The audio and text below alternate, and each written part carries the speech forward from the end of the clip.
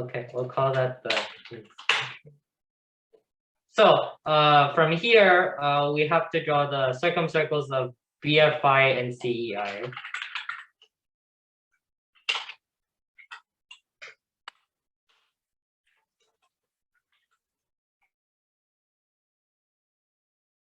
Then and then miraculously, these two large circles intersect on BC. Wait. Remove clutter. Okay. Thin circle is not really relevant to this problem, so I'll take it out. Okay, so yeah, this point is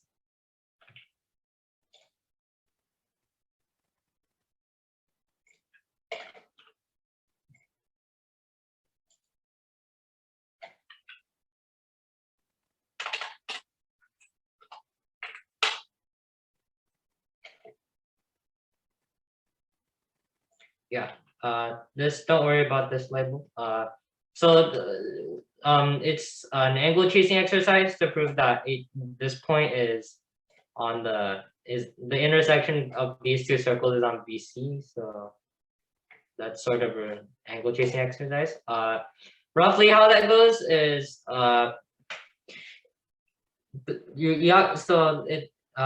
F is a reflection of D over what is this? F is a reflection of D over BI, while E is a reflection of D over CH. So then you know that there is like a couple of equal angles here. So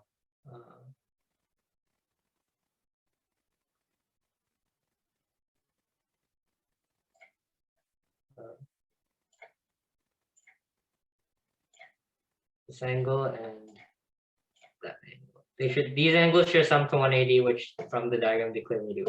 Like during the contest, like I wouldn't waste time trying to prove it unless you feel like another diagram might say otherwise. So having observed that, we will proceed to compute this length, like from here to here.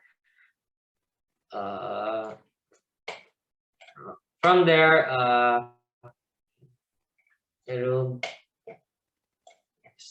for this length, so I say that this point is this. So what I'm trying to say is this triangle is isosceles, like the one I'm highlighting with mouse, the one that's been made small. So how I would think to like why so I might notice that this triangle is close to isosceles, but then it appears that this point is also on like a circle with like D, E, and F. So then it'll be like easy to notice that this point is on this circle. To prove that, we can rely on the symmetry earlier along with cyclic quads. Once we do that, once we prove that this triangle is isosceles, what happens after that is so if you drop an altitude from this I, that H is I'm not sure why it exists. So once you figure out this, you drop an altitude from I to BC, and then that will bisect this HT.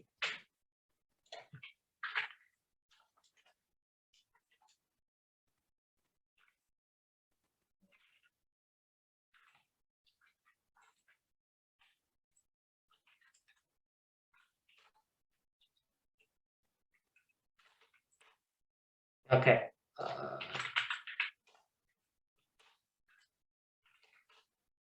So yeah, I'll add in that line. Once you prove that this triangle is isosceles, this bisects it. We can compute TD because we can just let the side lengths be ABC. Okay, now I'll go back to tech line.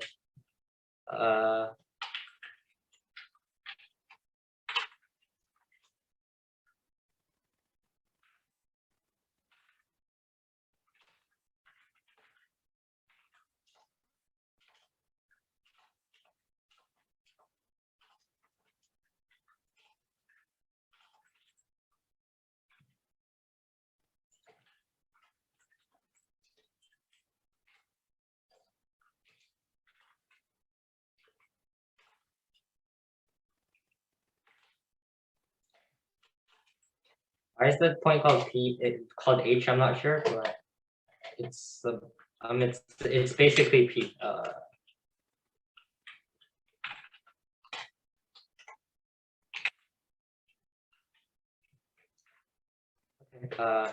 See the presentation, I guess.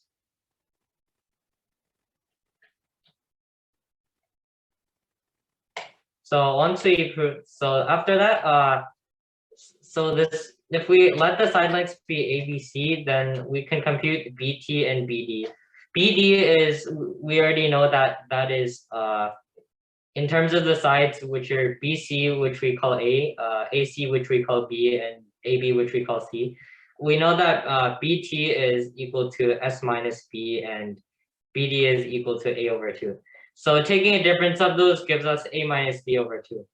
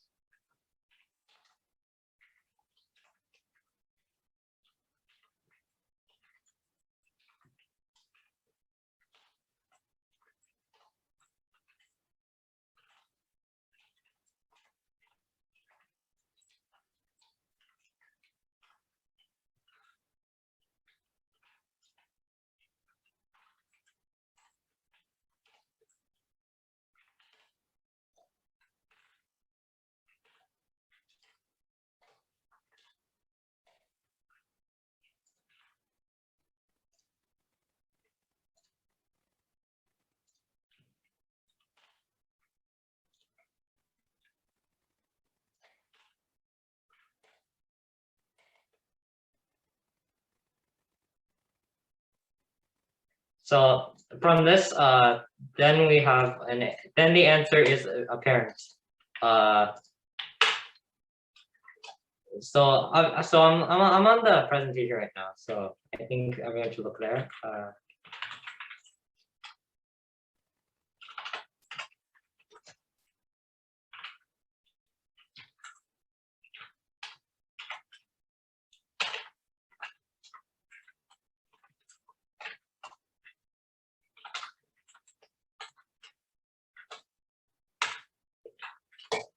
We are miraculously given the absolute value of B minus C, so the answer is apparent.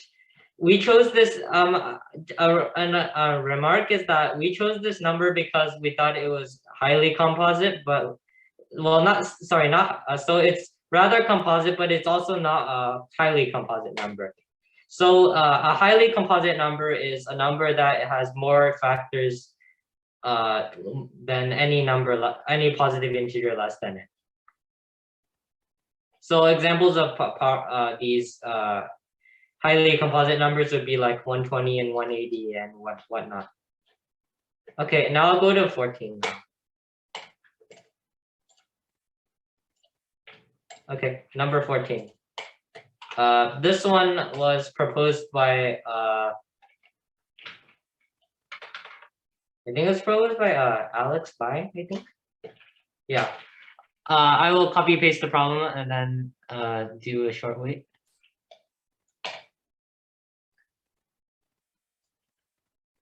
The solution on the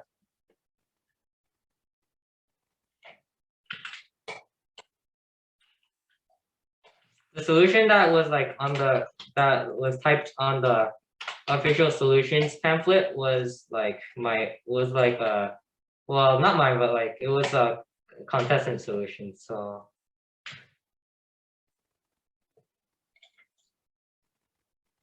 okay, something crashed. Okay, so yeah, that.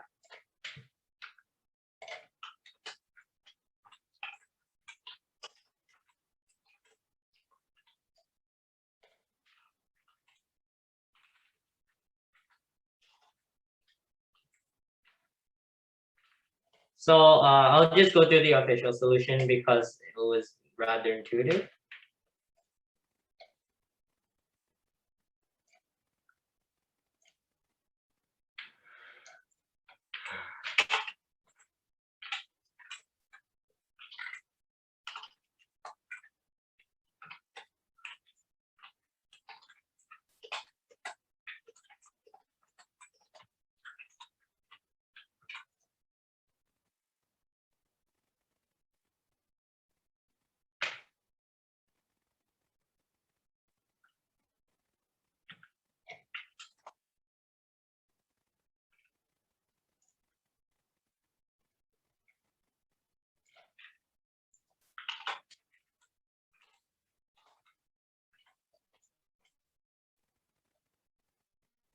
Okay, running into tech issues because I'm bad at tech. So yeah, that's the problem.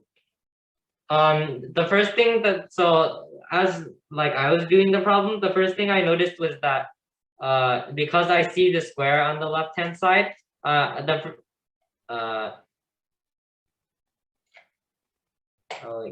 wait, no one can see the presentation. Never mind. Okay, sorry about this, but no one could see this. This was the earlier slide that no one saw for some reason.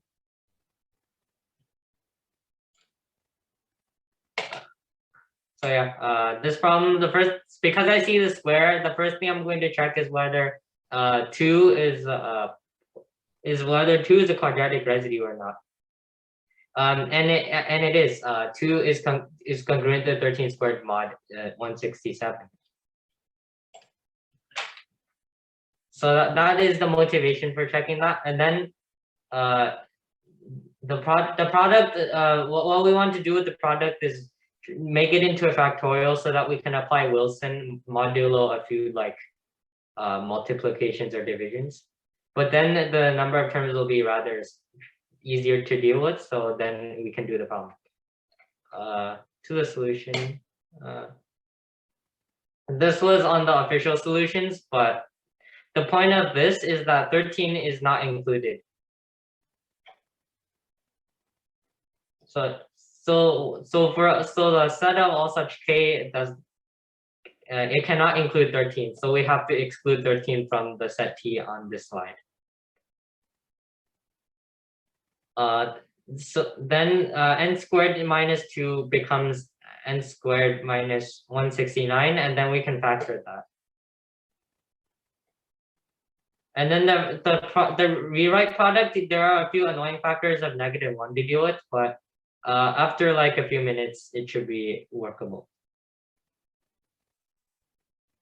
I just copied my own official solution. So after that, then you can use the factorial because all factors other than 0 and 26 are included. 13 is included twice because because 0 is not included. I'm trolling. The factor of 13 is included twice. So now the things become Wilson-like. So all right, so all non-zero residues, which ends up being like this, the negative ones nicely cancels out. So then we get one half mod 167, which is 84.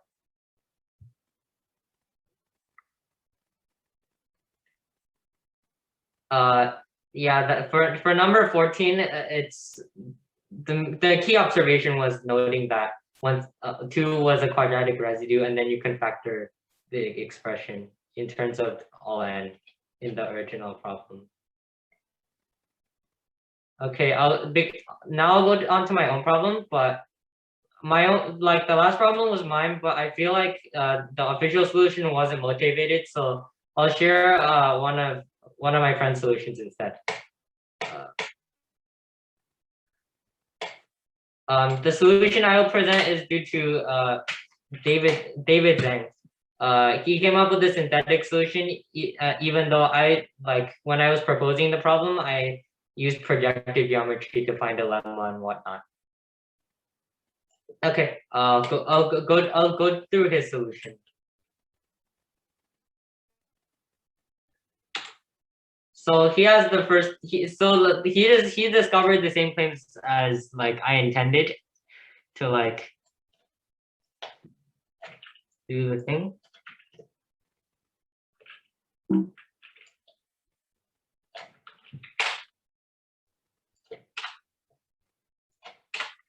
And and synthetically, it appears that power of a point is very important in this thing. So this is the claim from earlier.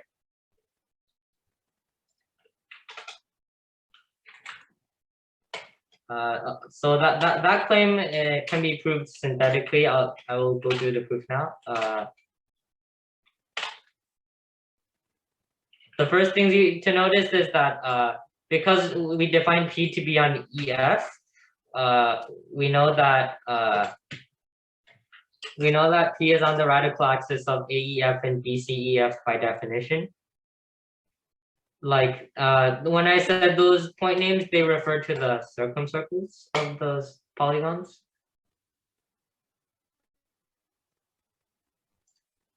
Okay. And then after that is we use Pythag. That appears to be a mathematical sign. So PA is the common power of P with respect to both mentioned circles.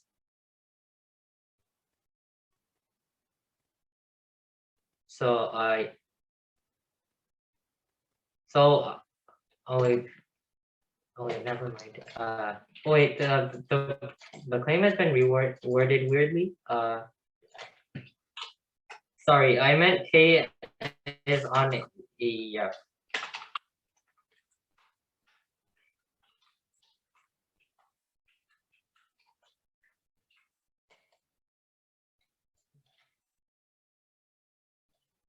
Oops. Yeah, that's what it's supposed to mean. So the next thing to do is to prove that PK squared is equal to PA squared.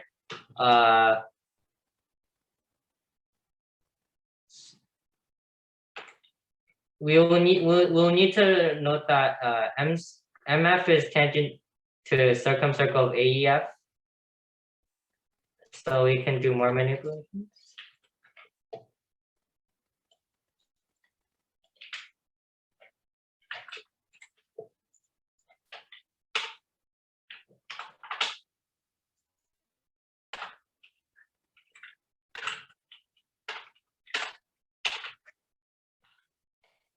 Okay, next.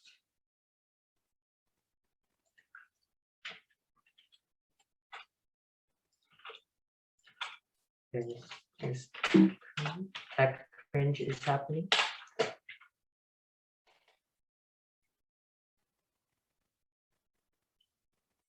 Okay, this is the solution from after. So what happens after that is this. MF is tangent to tangent to the circumcircle of AEF, which also contains H. This is a well-known lemma, I believe. It can be proven using angle chasing, but I'm too lazy for that, so whatever. So then we can manipulate that. MF is equal to MK times MA, and then we can do, and then we are left with the last equation.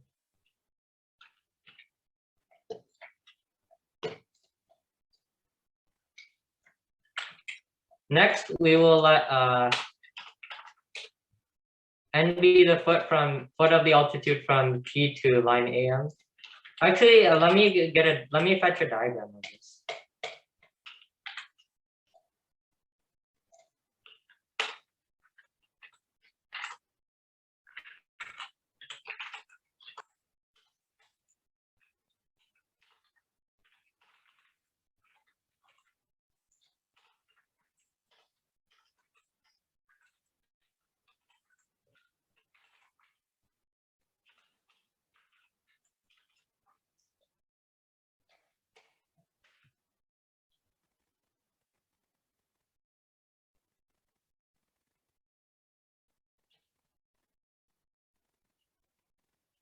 Where is the image?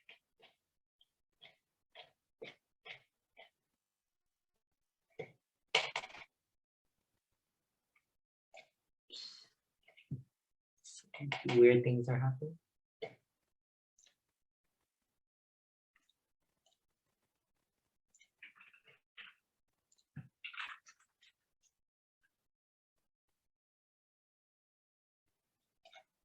Okay, let me insert the diagram.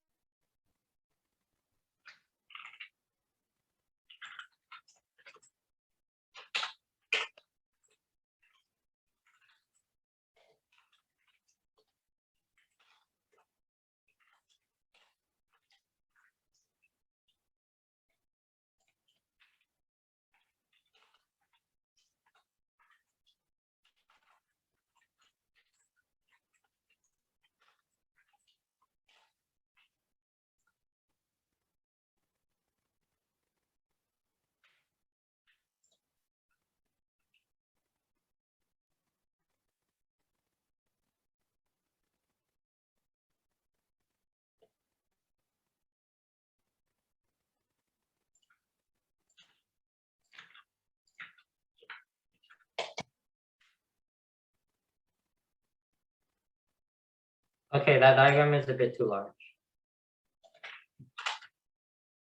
I will shrink it a bit. This also appeared on the official solutions. Yeah, that. So what David was referring to was if you let n be the float from P to AN, then because Pm squared minus Pa squared is equal to Mk and minus Ma, we have that Nm squared minus Am squared is Mk times Ma. And some length bash, I believe, gives us An equal to Ak half.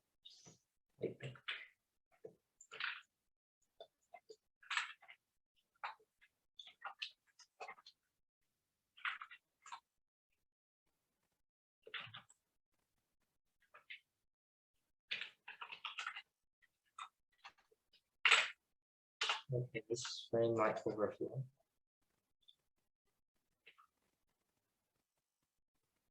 Yeah, so that is. So after that, he did not go into detail, so I will improvise the solution. Back to the.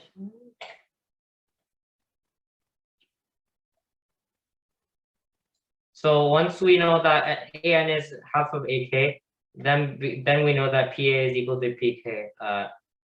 Therefore, by like phantom points, K must be on the circle. And then the other part is I will just do the projective proof.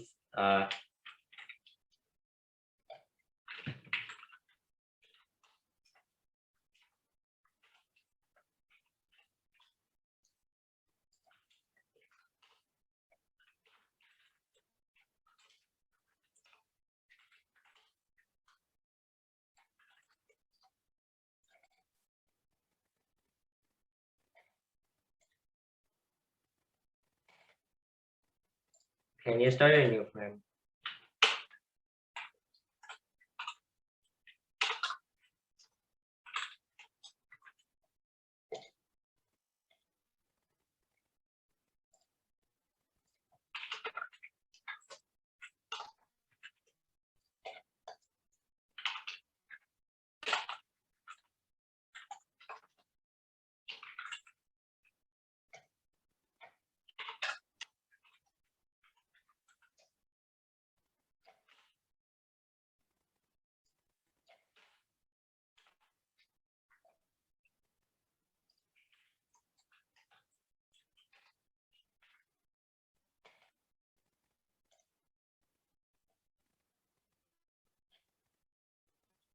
This is a brief proof. After that, we will have this claim. So this notation, the notation, what this means is, it's known as a cross ratio. A cross ratio is preserved when you project from a point to a line. When you from a point, like from a line onto another line, or from a line onto a circle when the point is on the circle.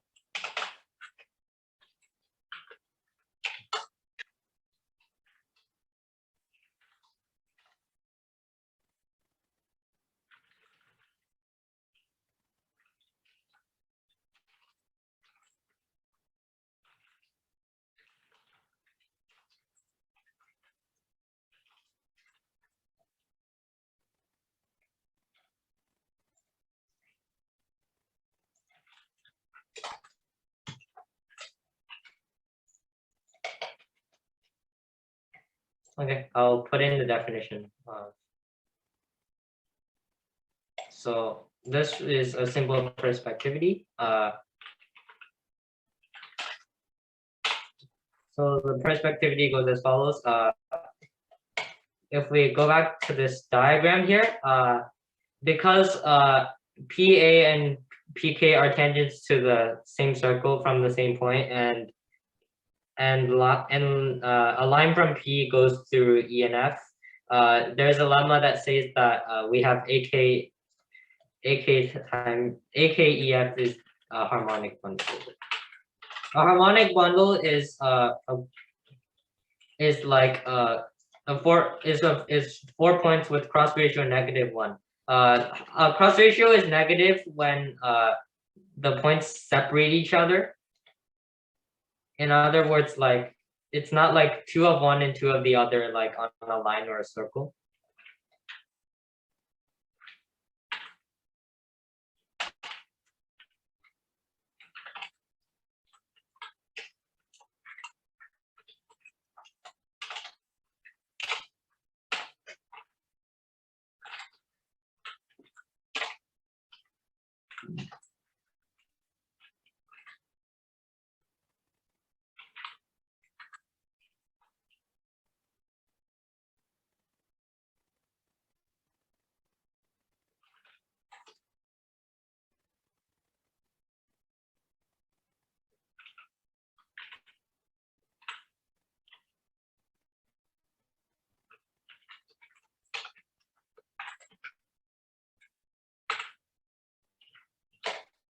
So the proof is a single perspectivity. That was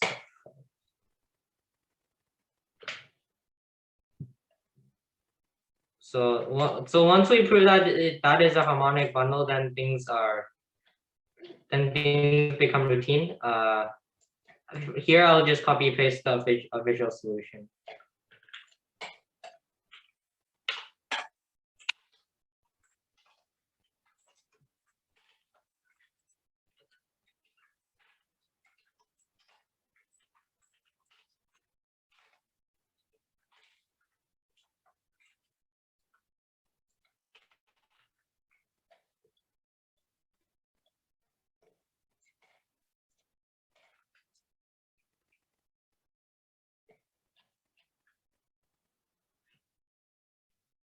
So this was the answer extraction. I don't think it was particularly fun to do, but I don't think it was too bad either. I was originally going to make the problem a 6, 8, 9 triangle, but then I realized people might be able to bash that like using like a computer program. So then I decided on like making it hard, doing things that would make it hard to bash, and then I came up with the red herring condition as well. So for the red herring condition, which was AH equal to 17 over root 15, the original triangle was a 6, 7, 8. I had to use a real triangle so that people wouldn't be able to say that this is impossible. If I chose a red herring in a bad way, then people might like say that the configuration is impossible. So that is the reason for AH equal to 17 over root 15. Very random. I guess I'll do a bit of a talk on proposing. So to be honest, proposing geo is mostly just scribbling on paper or like typing random things on GeoGebra and like not knowing what I'm doing. Somehow we're able to create problems, but it also helps to like know some lemmas. And the reason I like to do projective on like late AIME is because I've seen it on 2019 through 2021, like 3 years in a row. I've seen projective. I could go onto the internet and do some examples.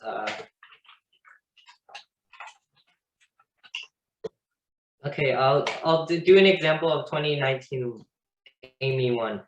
I believe that Eric Shen from California did it like a projective solution, so I'll share that.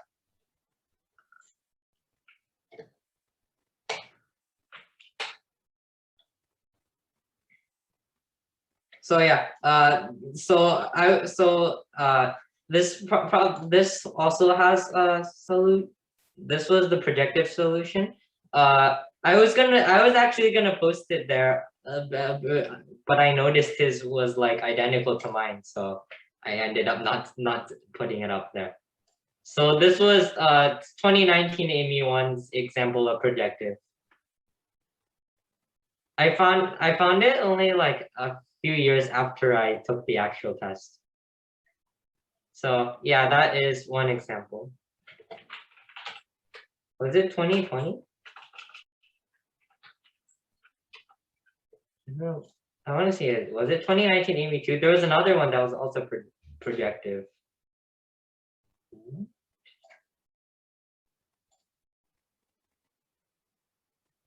Okay, this was not the projective one. Continue to look for it. Okay, this doesn't seem like the right one.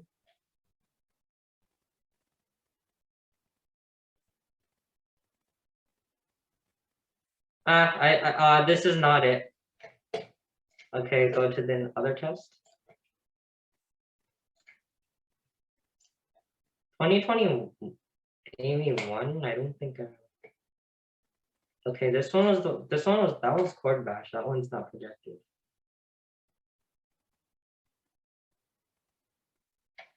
Okay, this one was not it.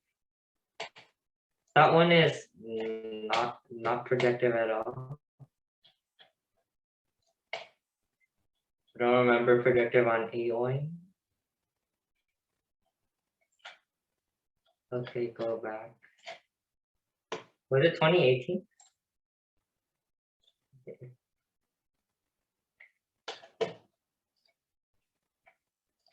Let's see if it's this one.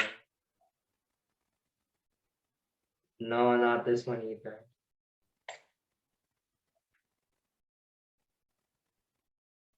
Okay, oh wait, it was this one. Okay, this one also has a projective solution. I want to see if it's there already. So the idea is that here we have AWQC is if you look at the diagram on this shared screen right now, AWQC form a harmonic bundle, obviously in that order. So that solution has got to be there.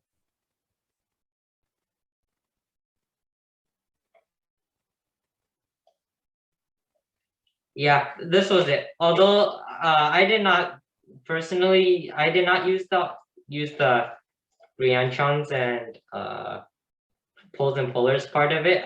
I got the harmonic bundles part, but the other parts I might have like skimped over a claim or whatever. So yeah, those are the two examples on the AIME that like jump into my head when I think of projective. So overall, projective is an interesting thing to know and could be useful on future AIMEs. Okay, so in general for geo, it's just drawing random things. Like I could do something random on GeoGebra.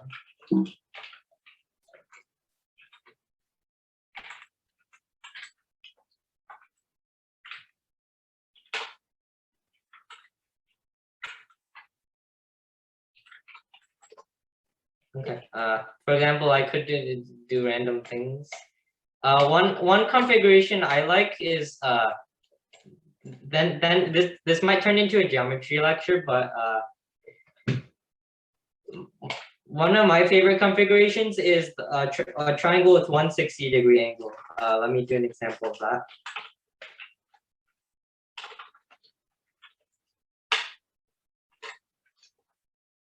Okay, I'll do an example of what I mean by facts that could be useful.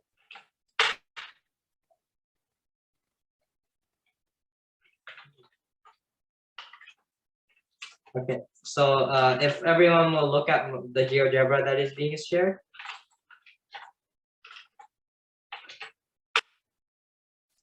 So I will let A equal. So here we will let B be. Wait, something went wrong.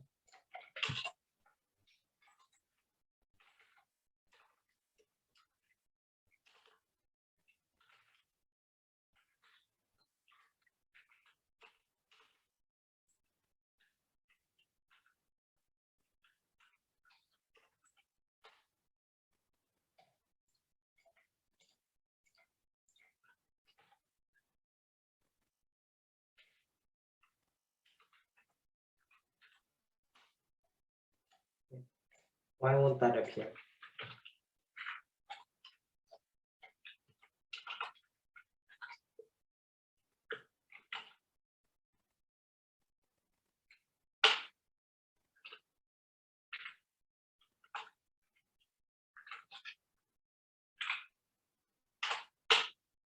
Okay. For example, I'll just make an arbitrary A.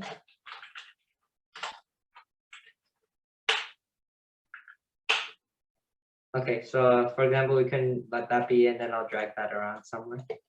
And then we can draw triangle ABC. This has a few interesting properties. So and many of them can be combined. A few of them. So the facts themselves come from geometry in general, without like 60-degree triangles. But like when you apply it to the 60-degree case, things can get pretty interesting. And random observation is that apparently HMFT seems to like this configuration. It's not completely relevant to the AIME, but I feel like it's pretty interesting. Okay, so I'll draw that triangle. Don't care whether it's 5, 8, 7 or whatever. Okay. So for some things I could do, for example, I could draw the tangents to the circle from B and C. So let me draw those as an example.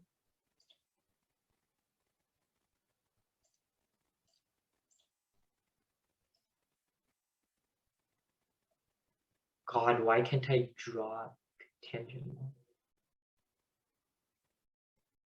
Okay, how do I draw tangent on GeoGebra?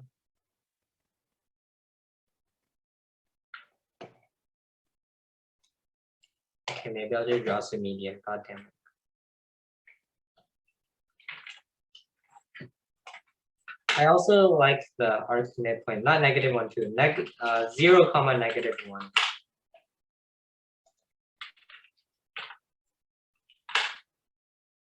Okay, so once we draw D, then I'll draw the angle bisector. Wait, where did that go?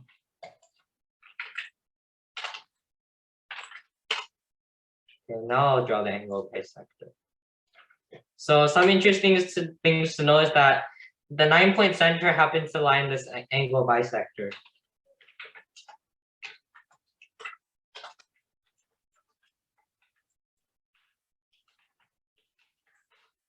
That will be H. H is the orthocenter in the diagram.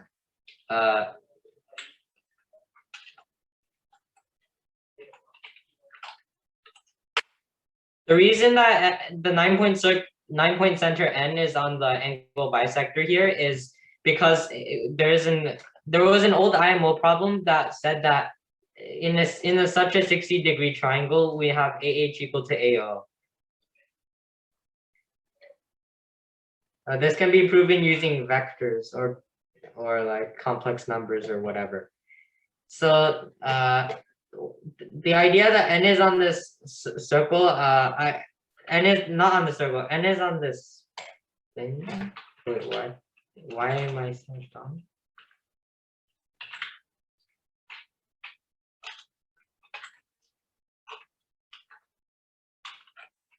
Okay, let me add that point back.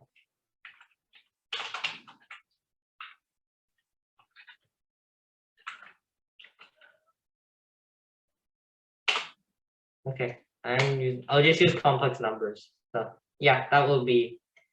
So a few things I like to do. The first thing is I can draw tangents to B and C. Welcome. T equal to 0, -2. So here the circle is the unit circle.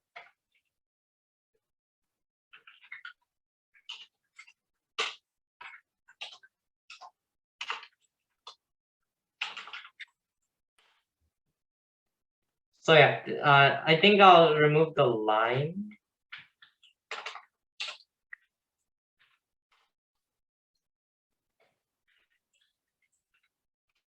What is this? Bruh.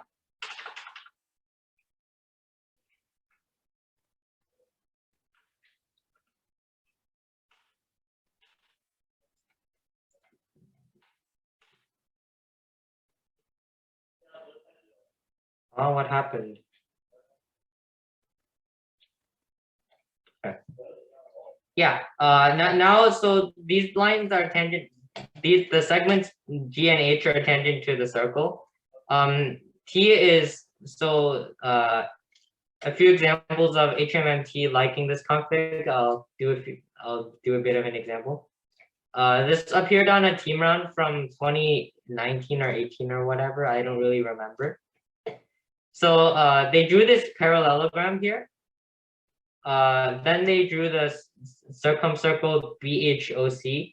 H is on the circumcircle of BOC because angle BHC and angle BOC are both 120 degrees. This is equivalent to saying that A is equal to 60 degrees. So now I'll draw that circle.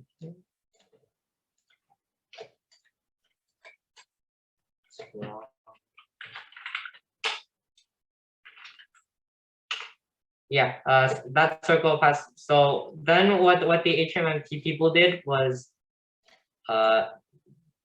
they actually invoked a bit of projective here.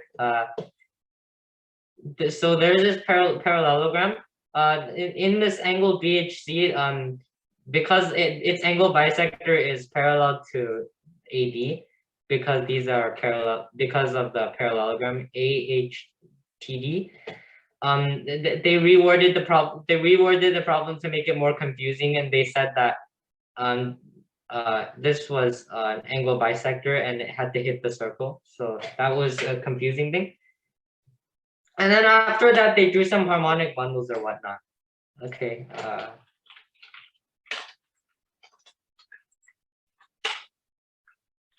Let me do the. This would be the angle This would be the external angle bisector of angle A.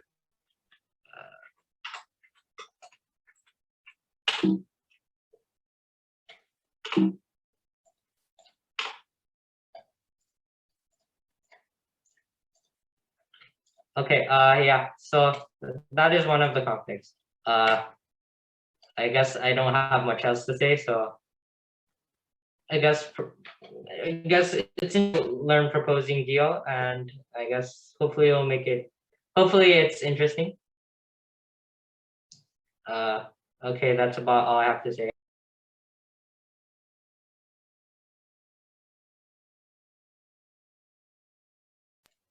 Oh yeah, I think everyone can leave now.